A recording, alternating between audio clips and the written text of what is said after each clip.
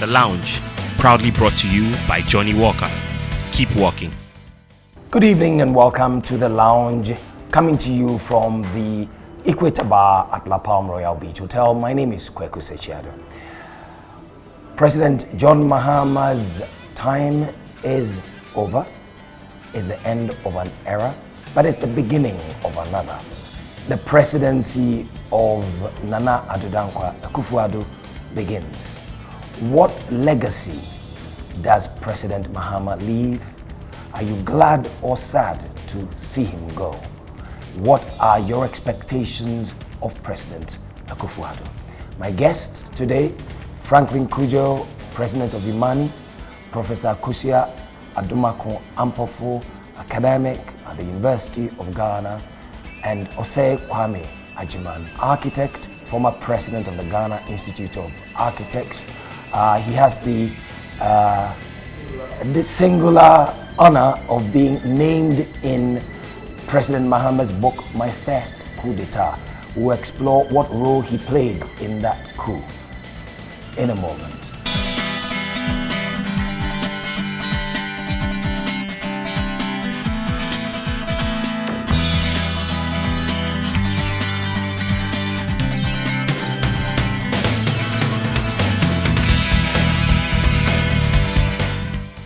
Let's take a moment and toast to authentic whiskey. Let's toast to Johnny Walker, the original taste of whiskey. Since 1820, Johnny Walker has remained the world's #1 Scotch whiskey and has won numerous awards for excellence. This because the impeccable formula of distillation has been jealously guarded over the ages, thus its distinctive taste. Johnny Walker comes from an intricate blend of a wide spectrum of carefully selected flavors, giving it that unique taste savored by millions all over the world. So let's toast to the unquestionable taste of whiskey. Johnny Walker, the whiskey the world knows best. Johnny Walker, keep walking. Drink responsibly, not for sale to persons under 18 and pregnant women. So, ladies and gentlemen, thank you for joining us around the drinks table at the Equator Bar. Thanks for having us. Thank you. Great. So, it's the end of an era. Franklin, what are the things that stick in your mind when you think John Mahama? A few years down the line, say in 10 years, what will you particularly associate John Mahama with? Well, thank you for having us. I think clearly he was a president who understood how governance works. He was a president who could tell you what every ministry is supposed to do and actually does.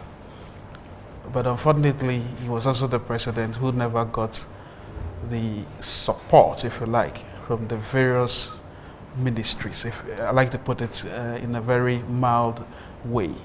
And you're saying that he was familiar with governance because he'd been a, what, 2-time, 3-time MP? Well, not necessarily because he's had the experience of understanding how they probably been in parliament, but to the mere fact that this is a man who, when you listen to him speak about the issues of the country, you would wonder whether you don't need a clone of him in every ministry. But when it comes to getting exacting the, should I call it, the seriousness of which work ought to be done, I think he was largely failed. But I say this with a caveat.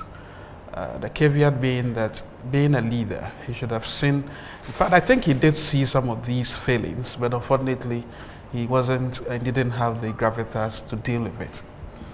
So for me, he was a president who I think understood clearly what the challenges were, could communicate them effectively. In fact, I've had cause to speak to a number of international media persons who were out by his not just oratory skills, but the depth of his knowledge.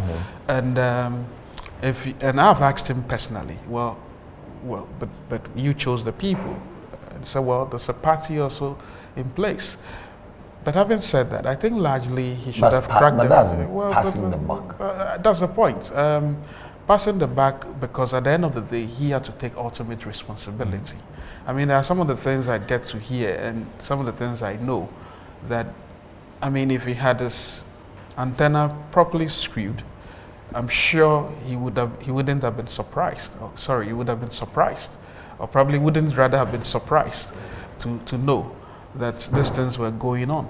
I mean, so frankly, if he had this understanding of governance, then you know how the system works.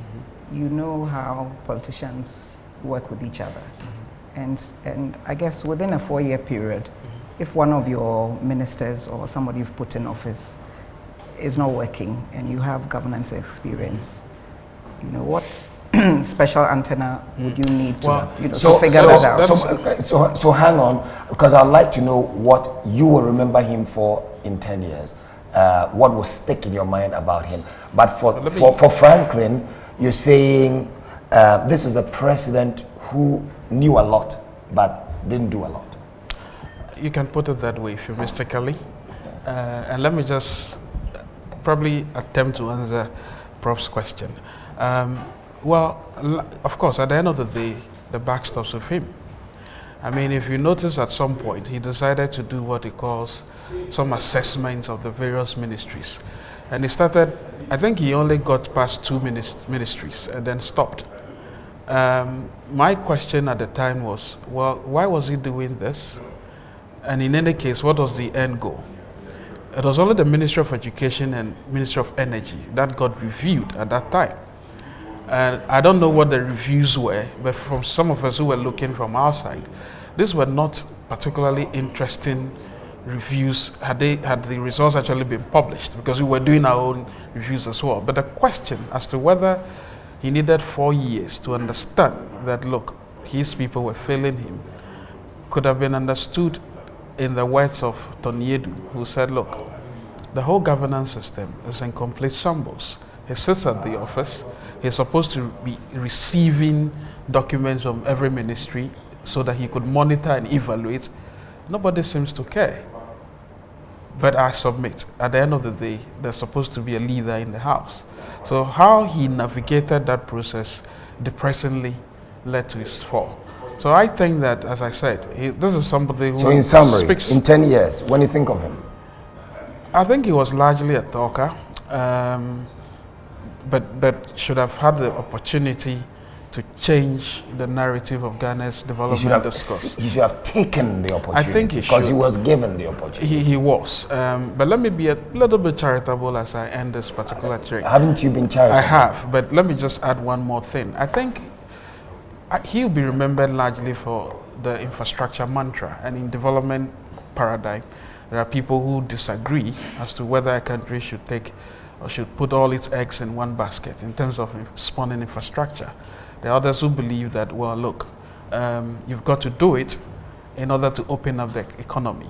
The downside to doing that in a country where there's a lack of real transparency is when you have a Tamale airport constructed for $100 million, when it actually should be 20 million.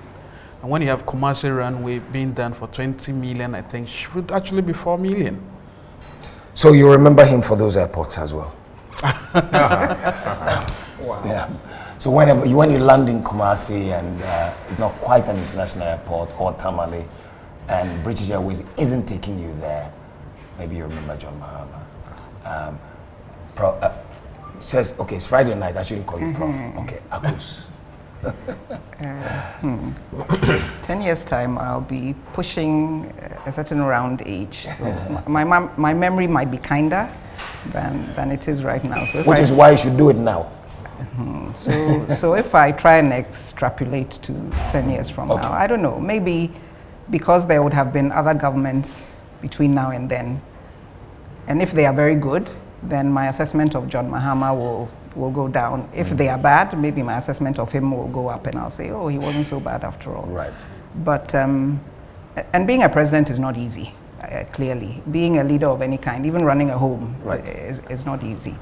But there are leadership positions that you pick, and some are thrust on you. And so if you're not up to the task, you know, I think you shouldn't take on something that will overwhelm you. And Franklin rightly said that the president had experience. He'd been a parliamentarian, he'd been a vice president. He'd been a deputy minister. He'd been a deputy minister. So he would know whether he had, you use the word gravitas, to run a nation, and a challenging nation, a growing economy. And my assessment, I think, would be right now, and I don't know what it will be in 10 years, that the leadership to harness the resources of the nation, the human resources, our expectations, our hopes, our dreams, for me, that didn't happen. And talking about the politicians and the civil service, again, the leader needs to draw these people in. Today, somebody, in talking about expectations for the future, the person said the civil and the public service need to be exercised. These were his particular words, because politicians come and go, but public servants, many of them have tenure if they haven't committed any serious offenses. They are there, and they can derail you. And we all know that. It's not rocket science. We live in Ghana. We know that this is what happens. So if you're president, these are the things that you should tackle. And if you're men and women on the ground, people keep complaining about the way they do business or don't do business or the corruption, we need to see you move beyond the rhetoric and the talk, which is lovely to hear if you're outside and you don't live here, you don't know what's happening. But those of us who live here are like, can you move beyond saying this and do something? And if you keep saying it and saying it and saying it again and we don't see something happen, then the trust goes. And for me, that was the sadness, because people came with expectations for the president that were not met. And I think that I would be one of those. Osei-Agyeman. Yeah. The man who was named in the book. Well, several things come to mind. We seem to be hearing what needed to be done, but wasn't done. A couple of times were too many knee-jerk decisions. I mean, you get to a point and the project isn't progressing and a statement is issued as to it must be done.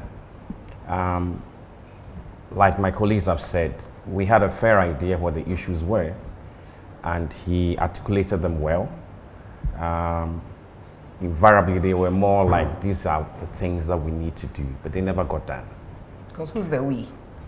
Right. If you say we need to do this, who's the we? Yeah, he was the leader. And so basically, unfortunately, our cultural orientation is such that we have a lot of deference to the leader, And then also, there was a bit of disconnecting development. He talked about infrastructure, but I didn't see it as a comprehensive program.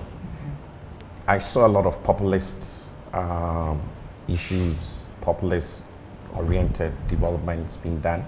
For somebody who is an architect, who's involved in, who understands planning, spatial planning, and so on, didn't these? What did these infrastructure mean to you? I mean, did you find them impactful? If not, why not?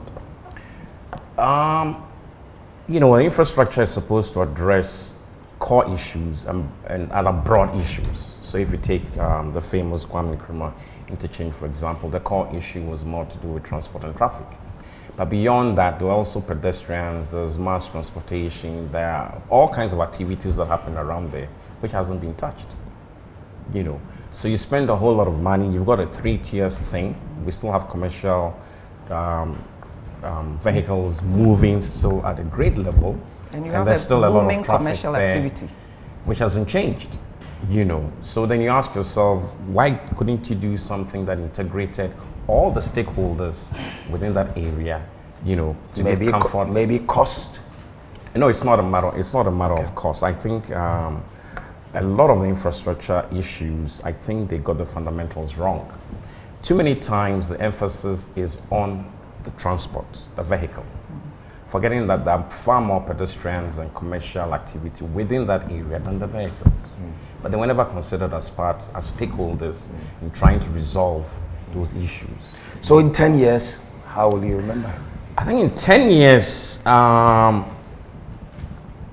his legacy is a reflection of what we didn't do right. In other words, he's given us an opportunity to do what is right. Because everybody now knows what didn't work. You know. What didn't work? Yes, what didn't work.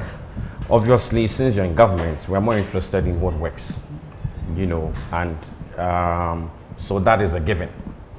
And what didn't work is what sticks out. So for me, the watershed is the fact that we know what didn't work, and so we need to move off from there.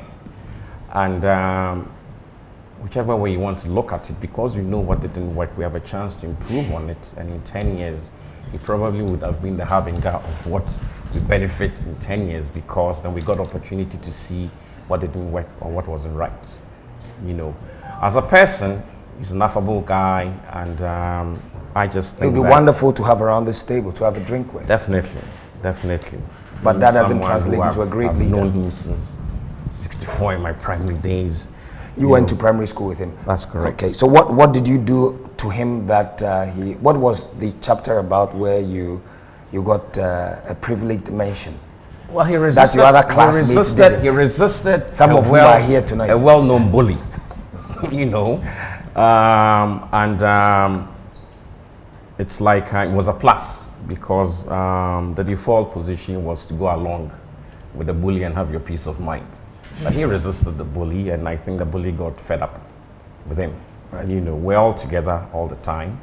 And when I protested, he was like, look, allow me to proceed, you know. So basically... So you're one of those who who yielded to the bully?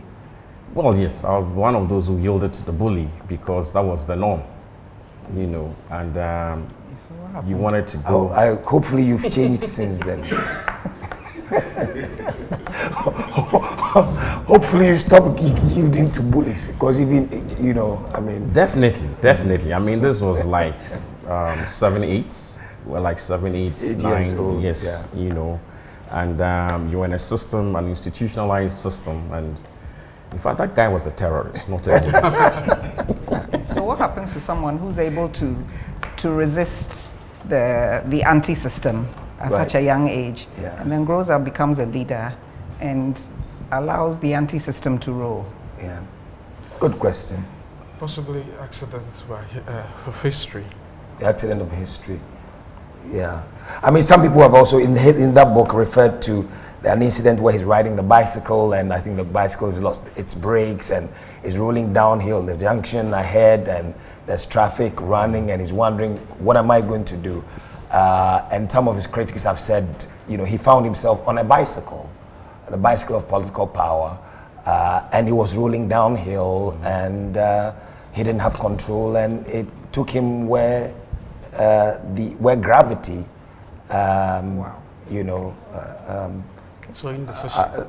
Allowed him, and that he was never in control. Exactly. And that perhaps I was coming in 10 years he should be remembered as the man on the bicycle with broken brakes, heading towards the intersection. And you know, talking about being in control, we have this uncanny situation where you're not sure whether the party is in control of the government or the government is in control of the party. Wow, and that's interesting. Yeah, and I think in this particular instance, there was a party that was in control of a government. Exactly. Okay. You know, that's true. And so it made things extremely difficult for him. We're taking a quick break, and we'll be back in just a second. You're watching The Lounge.